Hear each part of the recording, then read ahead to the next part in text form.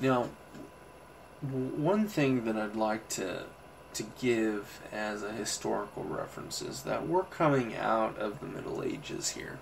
We're entering into the Renaissance.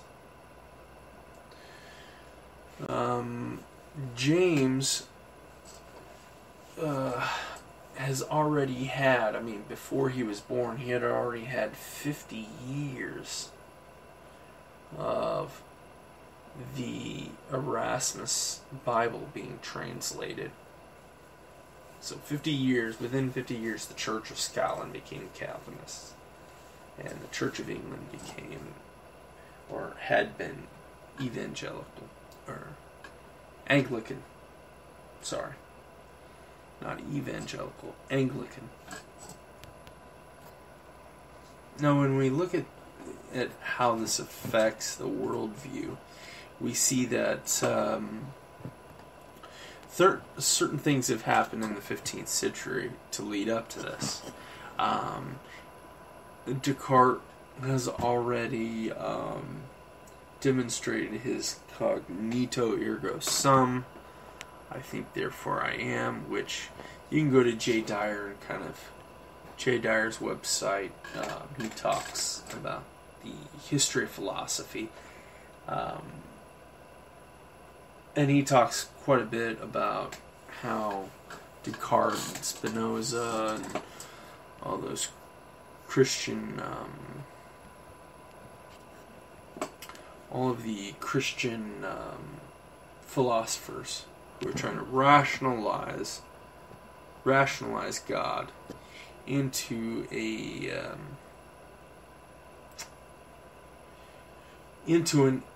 take the concept of God and move him from a Platonic idea into an Aristotelian.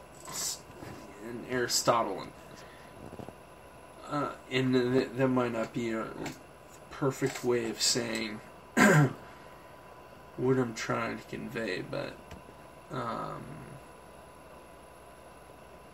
it's important to note that Aristotle is starting to come in. This is real early Renaissance. So with the Renaissance movement, you have the exploitation of subjectivity or nominalism. Spatial reality is reality. That's what Renaissance is. The beautification, the exploitation of the beatitudes of the world.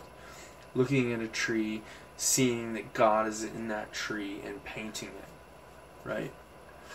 Or the appreciation of nature.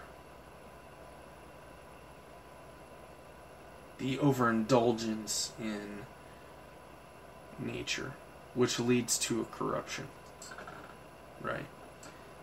Which leads to modernity and postmodern thought. So, one person I would like to kind of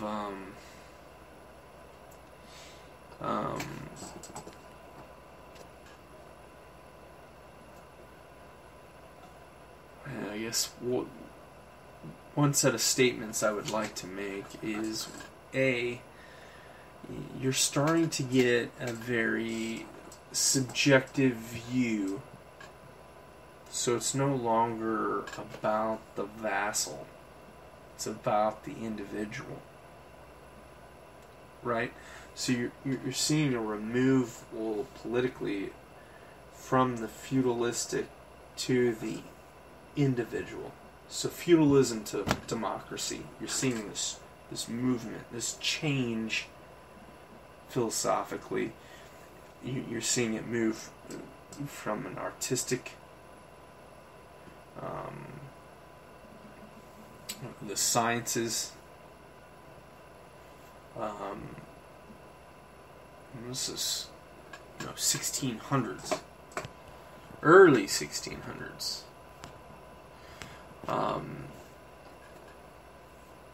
And a lot of what is going on here is that of revolution. And you can see this with Martin Luther being financed by William Reich's cronies and the Illuminati. You kind of get a little crazy down. You can go down that rabbit hole and get kind of mixed up with a lot of the craziness there. But what really I want to speak about is its influence on the King James Version, or its influence on faith. Because now what you have today is it's an inflation of what had been going on at that time. The root has been taken away. I mean, you're talking about replacing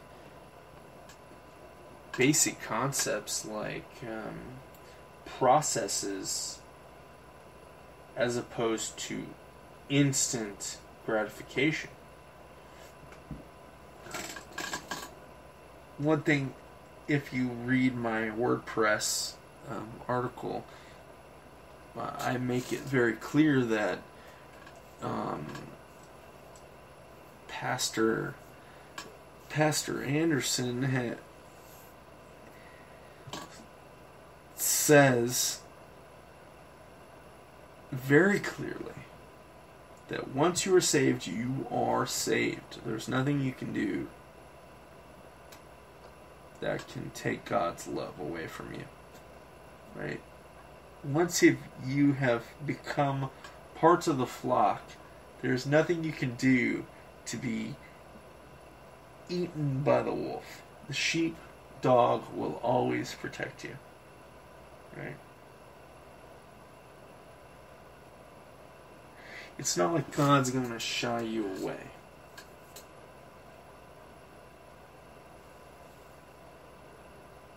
Which leads into how Vatican II came about, might I add. You're already saved. If you do something wrong, you just gotta throw some prayers in there. Go to confession. Do some Hail Marys, Our Fathers. And you're brought back into the fold.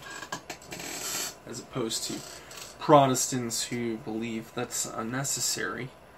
You do your prayer on a daily and relying on the individual. Very libertarian sort of view.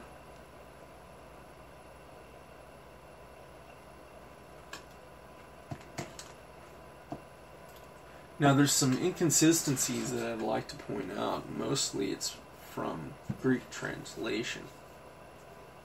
See, Erasmus was translating from Latin into Old English. Well, Germanic into Old English. Erasmus had some books that were missing. He didn't have access to. All he had access to was the Latin, already translated Latin versions. So to get a better understanding of the books that he had in Latin, he translated it to Greek and then back into the Western languages, the Germanic, English language. Now, how much sense does that make? If you're wanting to get the root, you're wanting to get into the original text, which would be in the New Testament, we're talking about the Greek translation.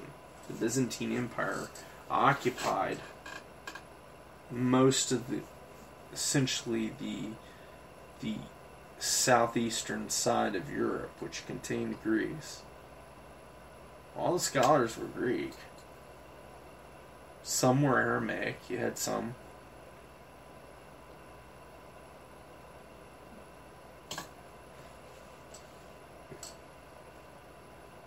Erasmus wanted a Greek translation, couldn't find it, so he just took the books that he had that were in Latin and retranslated into Greek, do you see the inconsistency? Like, it's illogical to think that you're going to find anything new out of that. Especially if the original Latin text that he's reading from was translated incorrectly from the Greek, from the original Greek. We now know that if you go back to, you can go to the interlineary version of the Bible, and you can see how it's been translated into all sorts of versions. The New International, the New American Catholic, but one thing that I could find consistency with what Pastor Anderson had talked about. Pastor Anderson mentioned 1 Corinthians 1:18. King James Version, it says saved. And I can bring that up. I've only got a couple minutes left on my on this section, but I can bring it up here. We've got 1:18. 1 Corinthians 1:18 in the Greek, right? We're going to speak from the Greek translation. I'm gonna use the best to my ability. I'm going to use all the commas, and I'm going to try to not have any syntax error. But quote, "The message indeed of the cross, comma, to those indeed perishing, foolishness is, semicolon. Those, moreover, being saved, comma, to us, comma, power of God it is, period." Now, the word in question here, or the text in question, is 1:18, and the word saved, in the King James Version it says saved. I can bring up the King James Version, and it says, give me a second here, it says, oh, criminy. No, I can't show it right now. I'm going to have to go back. On the next segment, I'll have that 1:18 King James Version, but essentially it says saved as opposed to being saved. And that's an intricate part of the Protestant faith. You aren't saved. You're going through a process of being saved. Just like there's a process in being born, right? Being born again, being born is a process. Whether you want to make it at the point of delivery, which Mr. Anderson likes to make it seem as though it's instantaneous. And the Bible has a lot of stories that the birthing pains. So when maybe Mr. Anderson doesn't remember, but I'm sure his mother remembers the birthing pains, or the process of being born. So let's not refute that. Let's not take away from the amount of time it takes to gestate, and then the process of exiting the mother can take hours. I've known 20-hour sessions. None of my children went through that, but it was still not very quick. Still a lot of pain involved. So let's understand that. Let's grasp this in something that's a little bit more contextual, something that we can understand. As being saved is different than saved. Huge difference.